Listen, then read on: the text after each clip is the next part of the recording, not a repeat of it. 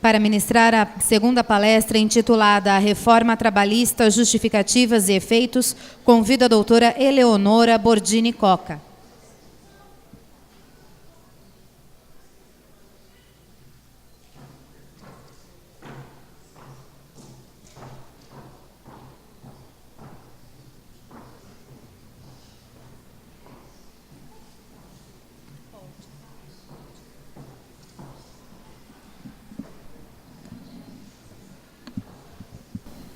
Eu estava ouvindo o Palone na palestra sobre reforma da Previdência e foi me dando uma angústia, porque eu falei assim, a gente está quase 9 horas da noite, né?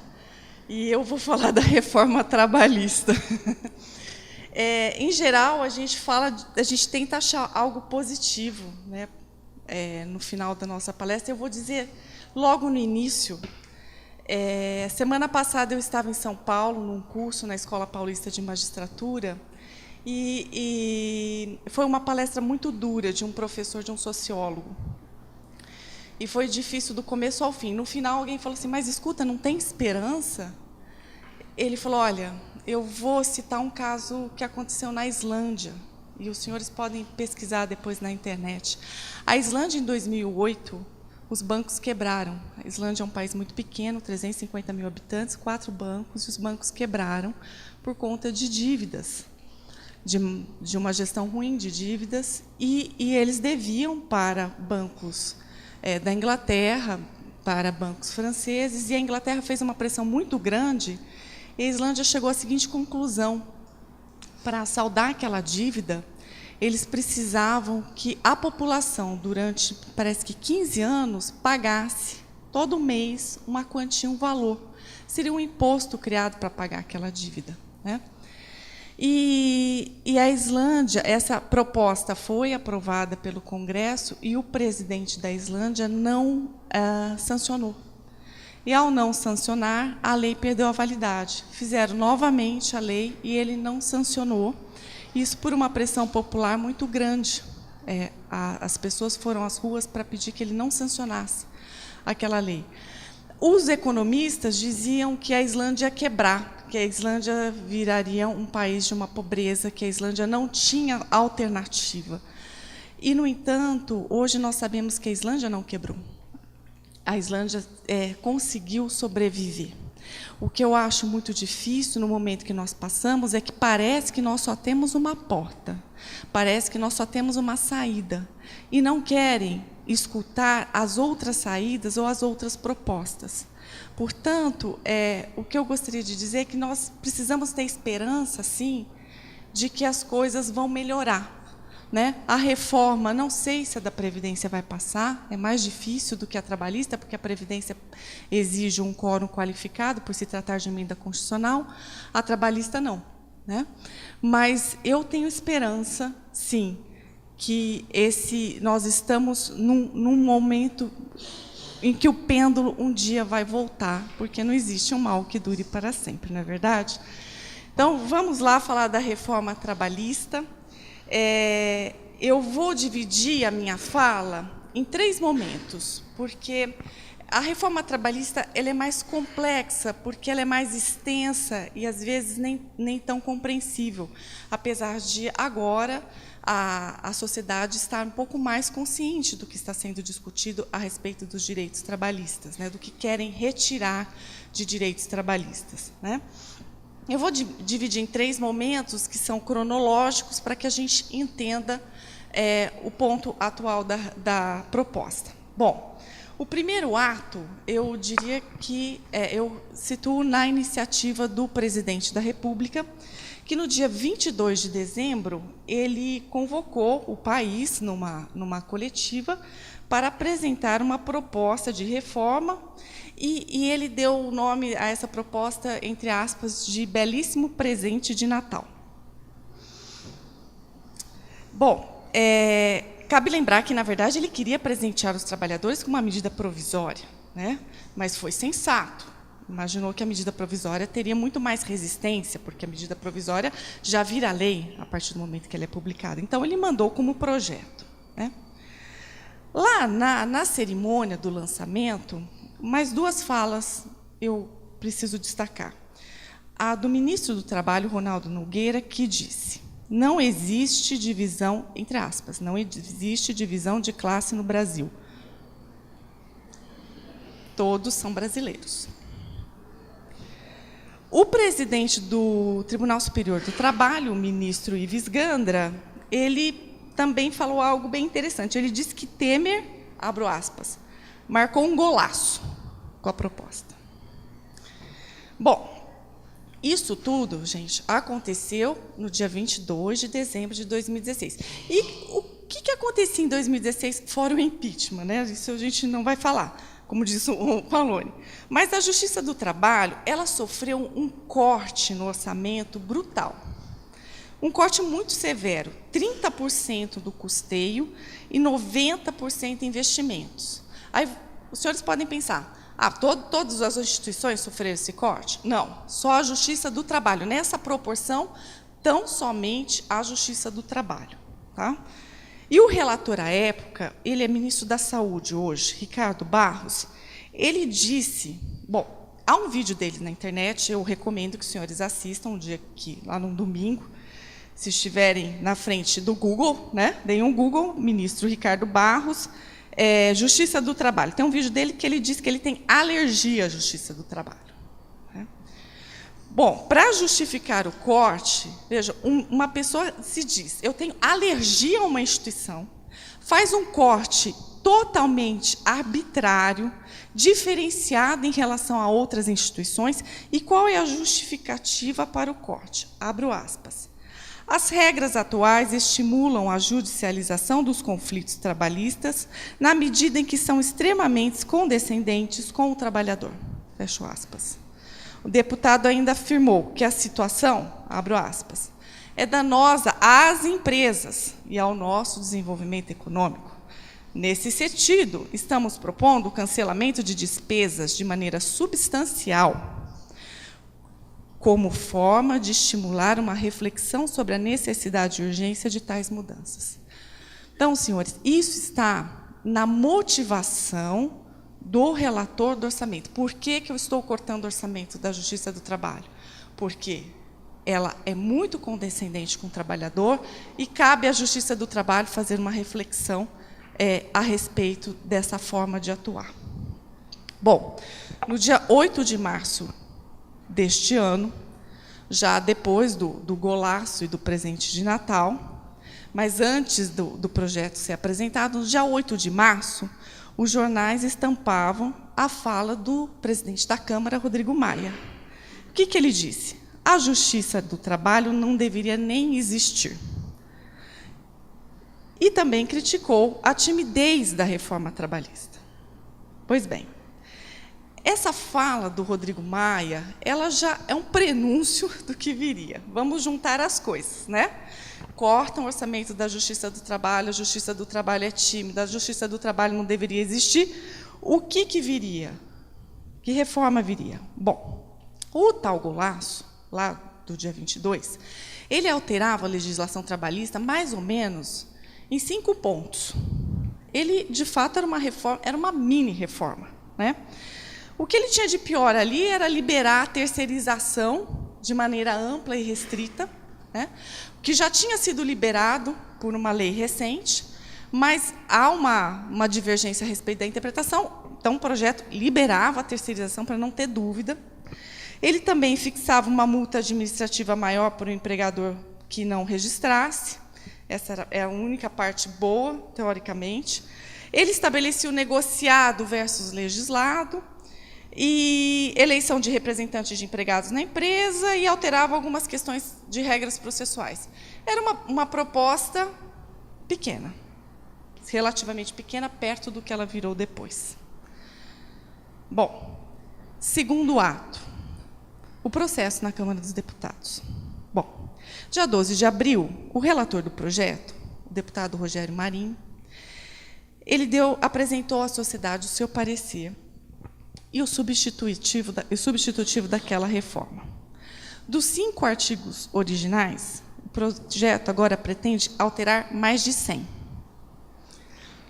No início do parecer, o o deputado disse que a sociedade civil foi ouvida. Mas vamos entender, eles queriam alterar 5 artigos.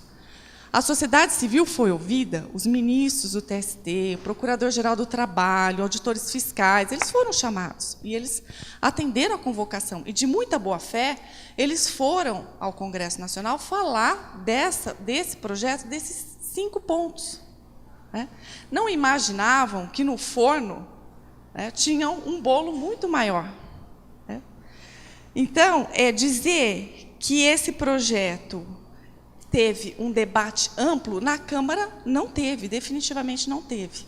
E ele foi apresentado no dia 12 de abril, e quanto tempo ele levou para ser aprovado? 15 dias. Em 15 dias ele foi aprovado. Todos devem se lembrar do dia que tentaram colocar a urgência foi rejeitada, no dia seguinte a urgência passou. E na semana seguinte o projeto estava aprovado sem nenhum corte. Nada. Aquele projeto foi aceito da forma em que foi apresentado. E quais são as justificativas? São muitas as justificativas. Primeira, modernização da legislação do trabalho. A CLT é chamada de uma legislação muito velha. Né? O que eles não dizem é que a CLT, de fato, é de 43, mas ela já foi alterada mais de 200 vezes. É uma legislação em constante alteração. Né? Segundo, diminuir o excesso de demanda trabalhista e o ativismo judicial. Né? Terceiro, fortalecer a estrutura sindical. Não é verdade. Depois, se aprovado como está, os sindicatos continuarão muito mais frágeis do que já são. Prestigiar a liberdade de escolha dos particulares, né? Como se nós estivéssemos numa posição de muita igualdade com o empregador. E criar mais empregos. Então, essas são, em geral, as justificativas que o relator dá. Como falou Pallone, ninguém é contra aprimoramento de leis. Ninguém é contra a melhoria de leis. Né? Se nós precisamos reformar, nós precisamos ter um debate amplo e saber o que é bom, o que é ruim, para o bem comum, para a sociedade. Eu não quero saber o que é bom, o que é ruim, só para o empresário. Né? Ou o que é bom ou ruim só para o trabalhador. Nós temos que, num caso de direito do trabalho, onde nós temos 2 partes e uma é mais fraca na relação, nós precisamos discutir o que é bom para o bem comum. Né? O direito do trabalho, ele sempre teve a finalidade de proteger uma relação mais frágil, assim como o direito do consumidor protege o consumidor. Não é verdade? Pensar uma legislação que venha hoje proteger o fabricante seria bastante impactante para a sociedade. E é isso que a gente está tendo. Um projeto desses, mais de 100 artigos que eles querem alterar, eu até conversava com o Pallone. Pallone, eu leio e releio e não acho quase nada a favor dos trabalhadores. Eu achei 2 dispositivos ali, mas que eles não compensam. Né? Um deles é o que aumenta a multa para empregados sem registro, mas que não vai fazer muita diferença com a terceirização e com as figuras que eles criaram nesse projeto. Bom, eu vou falar das principais alterações. Nós temos alterações, então, de direito material, que a gente chama de direito do trabalho, e de direito processual. Né? Eu vou acelerar para ver se eu consigo falar de todas elas. Tá? Malone, você me ajuda no tempo, tá bom? A alteração, então, que eu já comentei, da terceirização da atividade final, porque a Lei 3.429, ela, que é de 17, né, a lei que acabou de sair, do Legislativo, eles já vão mudar. Porque essa lei de 17, ela fala em terceirização de serviços determinados e específicos. Então, ela não deixou tão clara assim a terceirização final, ampla e restrita que eles queriam dar. Esse projeto vai cumprir esse papel. Né? Na minha experiência na Justiça do Trabalho, os processos de terceirizados, o que eles mais reclamam é pagamento de verbas rescisórias. É o que eles mais deixam de ganhar. Aqui na escola, certamente, tem pessoal terceirizado. Né? quando a prefeitura, quando o Estado rompe um contrato com uma prestadora de serviços, dificilmente a prestadora de serviços honra a rescisão contratual desses trabalhadores. Então, a Justiça do Trabalho é muito demandada por conta desses direitos que são básicos, né? A pessoa sair, perder o emprego e receber aquilo que tem de direito para a sua sobrevivência por mais alguns meses, né? Esse sistema de ampla terceirização, o que ele vai incentivar? Ele vai incentivar muitas coisas complicadas, como a pejotização, né? Existem empresas, principalmente no ramo de tecnologia, que o empregado chega, ele se candidata a uma vaga e perguntam a ele, você quer ser empregado ou você quer ser PJ? Né? Como se houvesse essa alternativa, né? Agora, com o projeto, com a ampla terceirização, a pejotização vai aumentar. Não bastasse a terceirização ampla, o projeto cria uma figura do autônomo com exclusividade. Esse é bastante interessante. Ele presta serviço só para aquela empresa, mas, mesmo assim, ele é autônomo. É algo incrível, que parece que quando a gente lê o projeto, você fala, mas isso meio, o projeto conversa com as decisões judiciais que são desfavoráveis às empresas, porque a questão da exclusividade é, sim, um ponto importante, né? Nós olhamos, ele é autônomo, mas ele trabalha lá de segunda a sexta com horário só para o senhorar, é exatamente isso. Então, a figura do autônomo com exclusividade é algo quase que inacreditável e está aí no projeto. Bom, eu só quero lembrar que o 442 da CLT, onde está a figura do autônomo com exclusividade, também tem lá o trabalhador cooperado, que não tem vínculo. Essa é uma lesão que, por década, pelo menos por uma década, atingiu milhares de trabalhadores que foram considerados cooperados. Eu não sei se aqui na escola um dia passou alguém que era cooperado e, na verdade, era um empregado. Espero que não. Mas é uma lesão que, no final da década de 90, início de 2000, eu vim do Ministério, estou no tribunal, mas vim do Ministério Público do Trabalho, esse era o nosso grande desafio, né? Conseguir corrigir uma lesão onde milhares de trabalhadores não tinham direitos básicos, eles eram cooperados. Bom, o negociado e o legislado. Esse é um ponto também bastante comentado, né? Nós temos, hoje, um patamar mínimo. A negociação coletiva, quando o sindicato se reúne com a empresa ou com outro sindicato para negociar, ele pode estipular cláusulas mais benéficas, né? Condições melhores. Por quê? Nós temos na própria Constituição, no artigo 7º, uma cláusula que veda o retrocesso social, né? Então, você pode colocar na norma coletiva direitos que não estão previstos em lei. E as convenções servem para isso. Elas estipulam, por exemplo, cestas de alimentação, planos de saúde, elas ampliam as garantias. As convenções servem para isso. Com o projeto, nós passamos para um outro patamar, que é negociar para piorar. Então, o projeto ele admite piorar aquilo que a legislação prevê em benefício do trabalhador. Então, o relator ele até diz que o rol é exemplificativo, né? Então, ele diz que entre os itens, entre os direitos que podem ser negociados para piorar, né, jornada, intervalo entre a jornada, modalidade de registro de jornada. Essa modalidade de registro de jornada, falar rapidinho, durante muito tempo o Ministério do Trabalho foi evoluindo para que o controle de jornada fosse mais fiel. Havia muita fraude no controle de jornada, né? Era muito comum a anotação manual, a anotação mecânica também, que não falava, olha, você tem até o tal horário, você tem que marcar o horário contratual, né? Você não pode marcar a jornada extraordinária. E esse controle ele foi evoluindo. O Ministério do Trabalho vem, olha, isso daqui dá fraude, vamos consertar. E agora nós temos uma norma coletiva que pode falar sobre o controle de jornada, inclusive acabar com o controle de jornada, né?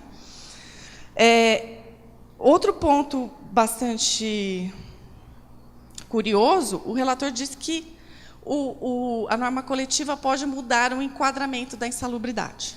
Então, nós sabemos que a insalubridade, nós temos uma insalubridade que pode ser de um nível leve, de um nível médio, de um nível máximo, né? E isso, de acordo com a exposição do trabalhador, é a remuneração e o percentual da insalubridade. Então, a norma coletiva pode dizer, olha, apesar de você trabalhar num hospital, num setor de isolamento de pacientes com doenças infecto-contagiosas, que é uma hipótese de insalubridade grau máximo, nós vamos dizer que você vai ser insalubridade grau leve, né?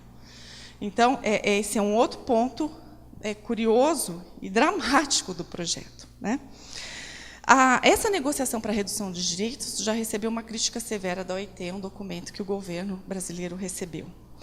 A negociação, um outro dado, ela pode ocorrer sem contrapartida. Mais uma vez, aqui eles estão conversando com a jurisprudência, porque a jurisprudência não aceita uma redução de direitos sem uma contrapartida. A gente sempre vai olhar na norma coletiva, nossa, por que colocou esse turno de revezamento de 8 horas? O que a pessoa ganhou em contrapartida? Por que reduziu as horas de percurso? O que ganhou em contrapartida? E o texto diz claramente que pode ser sem contrapartida. E ele também diz quais são os temas. Quando eu li a primeira vez esse projeto, quando eu cheguei no 611B, ele fala temas não passíveis de negociação. Aí eu fiquei animada, falei, puxa, tem um patamar mínimo, né? Quando eu fui ver quais são os direitos que não podem ser negociados, salário mínimo, isso é direito constitucional. Remuneração de hora extra com adicional de 50%, é direito constitucional. Aviso prévio proporcional é direito constitucional. Então, aqui, o que não pode ser negociado é o que já não podia mesmo, né? Que são direitos fundamentais previstos no artigo 7º da Constituição. Bom, e lá no final desse 611, ele diz textualmente, não podem ser negociadas as regras relacionadas ao meio ambiente de trabalho. Mas espera aí, a insalubridade, esse grau de insalubridade, não é meio ambiente de trabalho? Aí ele diz, mas, esse é um outro ponto que eles querem conversar com a Justiça do Trabalho. As regras sobre duração do trabalho e intervalo não são consideradas normas de saúde, higiene e segurança do trabalho. Preste atenção nesse detalhe. As normas de jornada e higiene não tem nada a ver com o meio ambiente do trabalho. Não tem nada a ver, isso é coisa da nossa cabeça, né? Isso, na verdade, é mais ou menos a questão da rotulagem, né? Você pega um rótulo, né, microfone, não. Né? Isso daqui está com cara de capacete, pronto. E você põe o rótulo que você quer. É claro que a questão da jornada, nós temos médicos do trabalho que desenvolveram teses, nós temos vários artigos. Se os senhores pesquisarem na internet, são diversos artigos relacionando jornada e acidente, jornada de bancário. Eu vi um estudo que jornada de bancário, um estudo de 2 médicos do trabalho, Paulo Antônio de Oliveira e Jaqueline Cunha Campelo, que fizeram um estudo próprio por bancário e descobriram que aqueles submetidos a excesso de jornada, 30% deles adoeciam. A sobrecarga de trabalho é uma das mais importantes causas de acidentes de trabalho no mundo. Estudos realizados na Europa e nos Estados Unidos mostram aumento de acidentes com elevação do número de horas de trabalho. Os japoneses se matam por excesso de metas.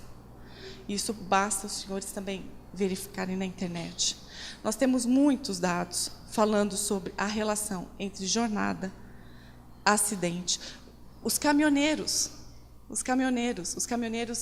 se drogam, tomam bebidas ou tomam remédios para suportar uma jornada, muitas vezes, de 16 horas, de 18 horas, até de 20 horas de trabalho.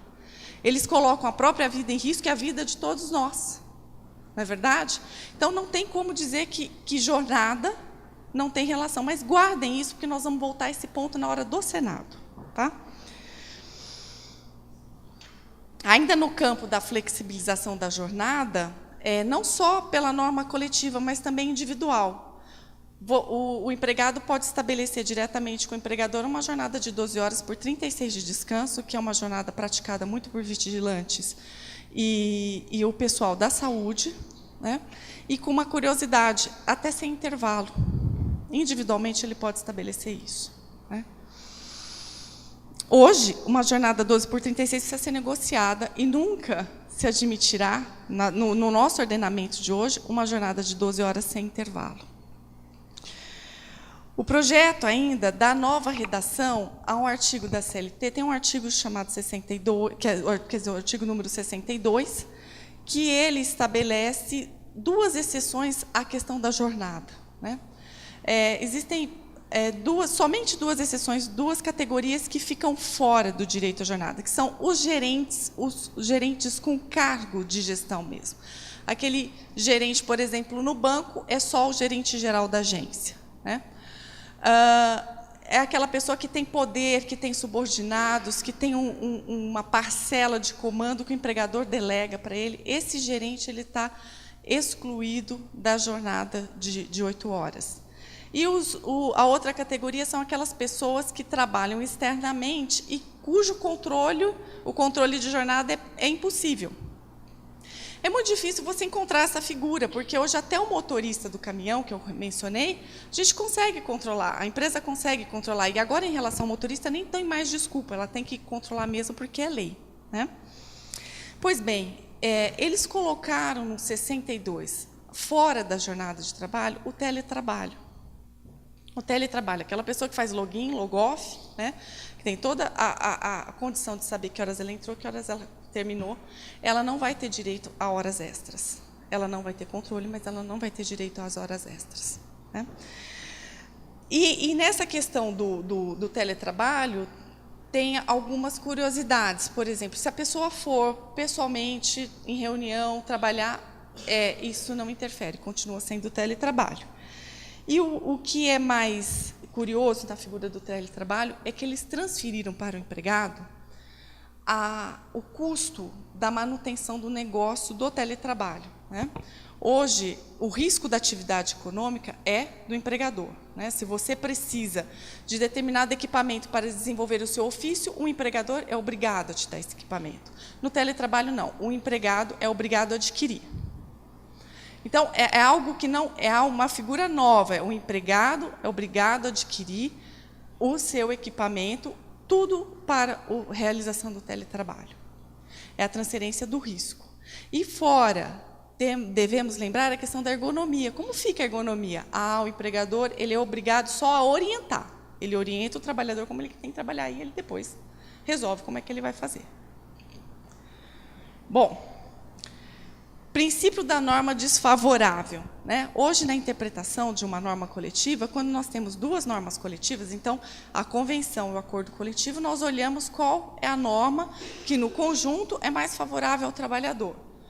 Com o projeto, será sempre o acordo coletivo. Então, se tem uma convenção e um acordo, sempre prevalecerá o acordo, ainda que ele seja pior. E, em geral, os acordos eles não têm o mesmo potencial das normas coletivas, das convenções, porque as convenções são dois sindicatos conversando, são entidades mais fortes, teoricamente, conversando, né? O acordo, o empregador pode dizer, se foi negociado um reajuste de 7%, eu não posso pagar, eu posso pagar 2%. Então, vai lá, faz um acordo de 2%. Atualmente não seria aceito, com a proposta será. A divisão das férias. Tem bastante gente, eu vi na imprensa, bastante gente elogiando que você vai poder dividir as férias em 3 períodos, né? Imagino eu que férias de 30 dias será quase uma raridade. Talvez os professores, algumas categorias, por conta do calendário escolar aqui, mas as férias de 30 dias, com essa possibilidade de fracionamento, eu vejo muita dificuldade delas continuarem, né? O período tem que ter um período mínimo de 14 dias e os outros podem ser de 5 dias, mínimo. E pode ter, inclusive, feriado no meio, não tem problema, não. Então, entre Natal e Ano Novo, a gente dá férias coletivas para todo mundo e resolve esse problema, né? O artigo 394 da CLT é sobre a gestante e a lactante no trabalho insalubre. Aqui é uma curiosidade, a lei não veio para modernizar? Então, em maio do ano passado, maio de 2016, o Congresso aprovou, o presidente sancionou, uma lei que diz que a grávida e a mulher que está amamentando não podem trabalhar em ambiente insalubre. Isso é uma proteção da criança, do nascituro. Agora, com o projeto, muda a situação. Ela só não pode trabalhar em grau máximo, mas grau médio e grau mínimo está liberado, desde que tenha um atestado médico, está liberado, pode trabalhar nesses ambientes. Né? Aqui eu fico pensando, qual que é a finalidade da alteração? Vai criar emprego? Vai modernizar? Bom, tabelamento das indenizações por dano moral. Aqui é uma inovação só para o processo do trabalho. Não existe esse tabelamento na Justiça Comum. Tentaram até na Justiça Comum, não conseguiram, mas teremos um tabelamento das indenizações por danos morais. Então, uma ofensa leve, 5 salários, uma ofensa média, 10 salários, e uma ofensa grave, até 50 salários. Né? O que essa redação causa bastante incômodo, porque hoje a crítica que se faz à Justiça do Trabalho é que a Justiça do Trabalho arbitra indenizações baixas de indenização por dano moral. É a crítica que eu mais ouço. Né? Com esse tabelamento, o tabelamento ele trata de uma forma muito cruel situações que já são de muita desigualdade. Então, podemos pensar num exemplo. O trabalhador morre no mesmo acidente. O trabalhador, o chão de fábrica, com salário de R$ 1.200, e um gerente da empresa, né, com um salário de R$10.000 ou de R$5.000. Pois bem, a indenização para as famílias será diferente também. A dor moral de quem recebe menos é diferente da dor moral de quem recebe mais.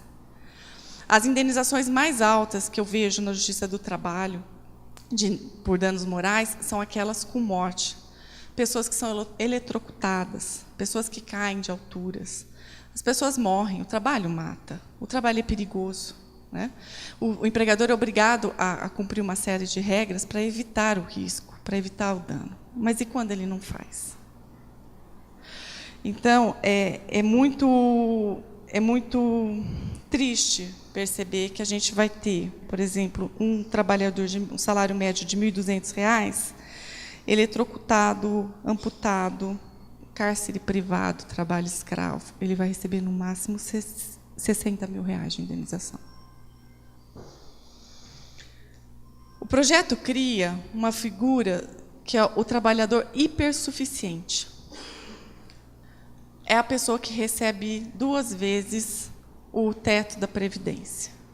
Essa pessoa pode quase tudo, negociar quase tudo com o empregador e ainda estabelecer uma cláusula. O empregador pode estabelecer uma cláusula de arbitragem, ou seja, as cláusulas contratuais do seu contrato de trabalho não será analisado pela Justiça do Trabalho, será por um tribunal arbitral. Como se, eu fico imaginando, mesmo um trabalhador de um salário de 10 mil e poucos reais, ele tem a liberdade de chegar lá e falar assim, vou faltar uma semana, viu? Porque não está dando para eu vir, meu filho pegou uma hepatite, pegou uma meningite, eu vou ficar em casa. É muito ilusório imaginar que uma pessoa que receba um salário de pouco mais de 10 mil reais esteja em condições de igualdade para negociar com o seu empregador. Essa figura do hipersuficiente, ela é outra inovação do projeto, e eu vejo em muitos processos trabalhistas as pessoas que mais procuram a Justiça do Trabalho, aliás, eu faço questão de colocar isso nos meus votos, em quase todos os casos, assim, 90% das pessoas não recebem salários altos. Mas mesmo quem recebe salário alto, muitas vezes é explorado. Isso não adianta você imaginar que a pessoa que recebe um salário alto, que ela tem uma situação totalmente vantajosa em relação ao empregador. Né? Bom, o trabalho intermitente. O trabalho intermitente é uma nova figura e também uma das piores, porque o trabalho intermitente você vai receber pela hora que você for trabalhar e quando chamado. Né? O trabalho intermitente, então, você estipula um valor, R$10 a hora, R$12 a hora, e você só recebe quando você for chamado. O empregador te chama com 3 dias de antecedência, você tem 1 dia útil para responder, E se você aceitar e, por um acaso, você não comparecer, você paga uma multa. Você paga 50% daquilo que você, em tese, receberia pelo trabalho intermitente. Né? O relator desse projeto, o deputado, ele disse que o trabalho intermitente ele é utilizado na América Latina em larga escala. Nós estamos pesquisando esse assunto e não encontramos ainda o trabalho intermitente nesses moldes, em nenhum dos países latino-americanos. Também pesquisamos o México e encontramos em Portugal. Só que em Portugal tem uma peculiaridade, o tempo de espera é remunerado. O tempo de espera, aquele que você não trabalha, é remunerado em 20%, mas é alguma coisa. O trabalho intermitente, a pessoa não tem noção de quanto ela vai receber no final do mês. Ele pode receber R$100, como ele pode receber 120, ele pode receber... Ele não tem noção, ele não tem como calcular isso. Porque vai ficar na mão do empregador quando que ele vai convocar esse trabalhador. A alteração do conceito de remuneração. Tudo que você faz pelo seu trabalho, você recebe, é uma remuneração. Em cima dessa remuneração, recolhem-se fundo de garantia, contribuição previdenciária, imposto de renda também. O projeto ele cria algumas rubricas para excluir do conceito de remuneração. Então, diz claramente que diárias... Ah, não é possível.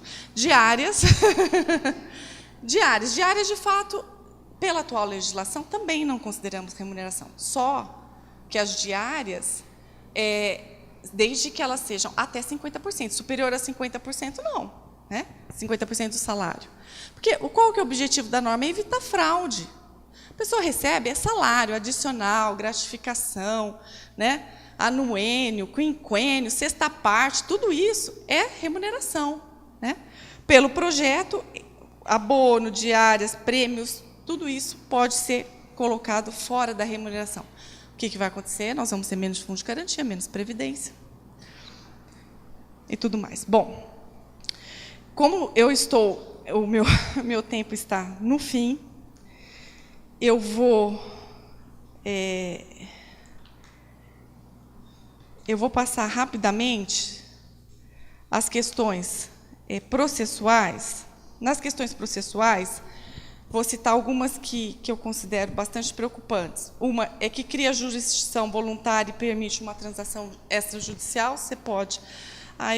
eu tenho que voltar ainda no direito material com a questão do...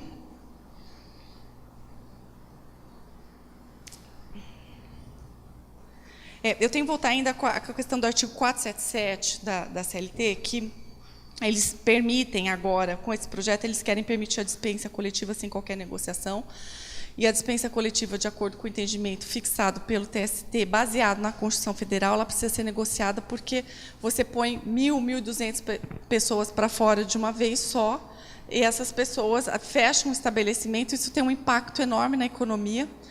E o TST, interpretando a Constituição Federal, entendeu que haveria necessidade de uma negociação. O projeto acaba com isso.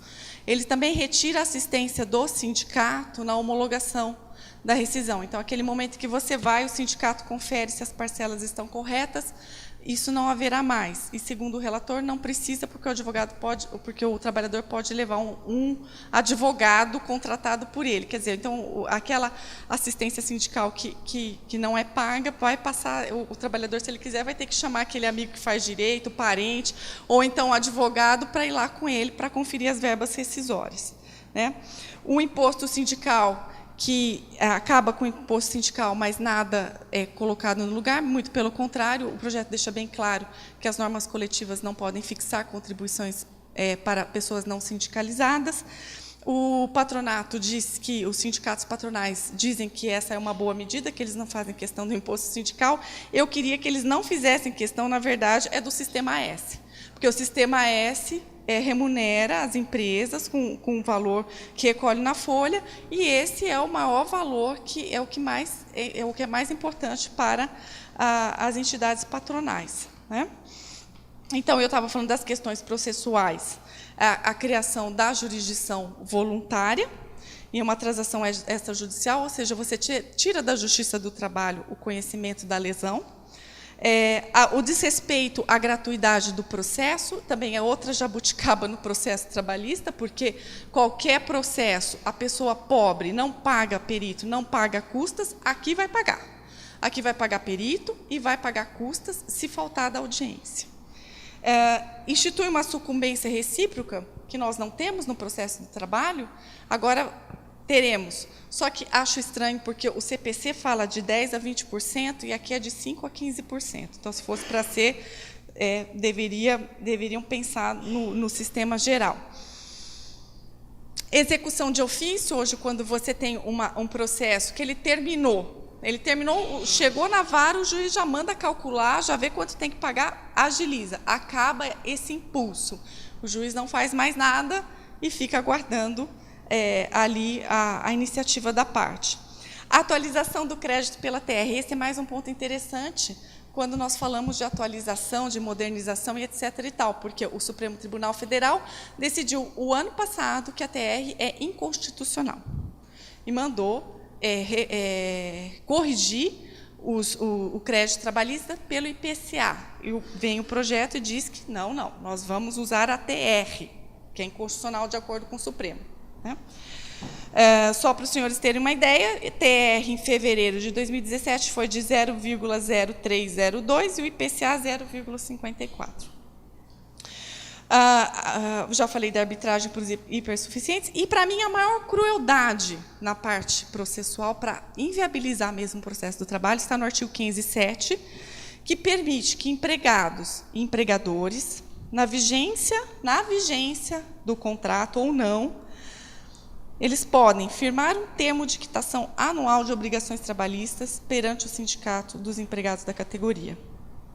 O termo discriminará as obrigações de dar e fazer, cumpridas mensalmente. Dele constará a quitação anual dada pelo empregado com eficácia liberatória das parcelas nele especificadas. Entenderam, né? A pessoa vai lá no sindicato, dá a quitação e não pode reclamar nunca mais daquilo lá que ela deu quitação. E isso pode ser feito no curso do contrato. Eu vou rapidinho passar só pelo Senado. Relator Ricardo Ferraço, PSDB do Espírito Santo, propõe a aprovação do projeto da forma em que se encontra. Mas ele reconhece alguns problemas. Que, quando você reconhece, o legislador de uma casa reconhece, olha, o projeto tem problemas, o que seria correto, de acordo com a Constituição? Vamos consertar esses problemas, né? Só que, de acordo com a Constituição, se eu conserto os problemas, eu devolvo o processo para a Câmara. Então, eu não conserto os problemas, eu deixo do jeito que está e o presidente que vete. Então, a proposta dele é de veto. Deixa o projeto do jeito que está e vamos vetar alguns dos artigos. E não se entusiasmem, porque são poucos. Né? O que ele propõe, o veto, a questão da gestante, ele propõe o veto no trabalho insalubre, a questão do acordo individual 12/36. E olha aqui, lembra que eu falei do ambiente de trabalho, que jornada, intervalo, não tem nada a ver com o ambiente de trabalho?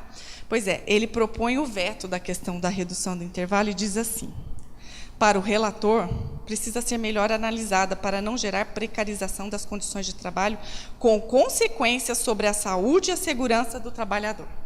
Quer dizer, é microfone, não tem jeito.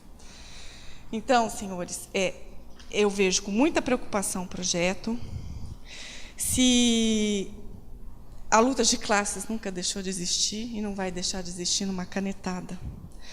E quanto ao golaço, depois de tudo que aconteceu, eu juro que eu estou com saudade do 7-1. Eu preferiria voltar para lá. Né? Eu queria, na verdade, que a sociedade fosse ouvida, que as pessoas pudessem expor, que os operadores, 17 ministros do Tribunal Superior do Trabalho foram pessoalmente ao Congresso, entregaram em mãos ao presidente do Senado, ou 50 lesões. Eu nem falei das 50 aqui, né? Eu falei aqui, acho que de umas 12. Né? 50 lesões do projeto. Então, é uma mudança, é uma quebra de paradigma muito forte, é algo que transforma o direito do trabalho, de um direito que protege o trabalhador, para um direito que vai proteger o empregador. Então, era essa a mensagem que eu queria passar para vocês. Muito obrigada pela atenção.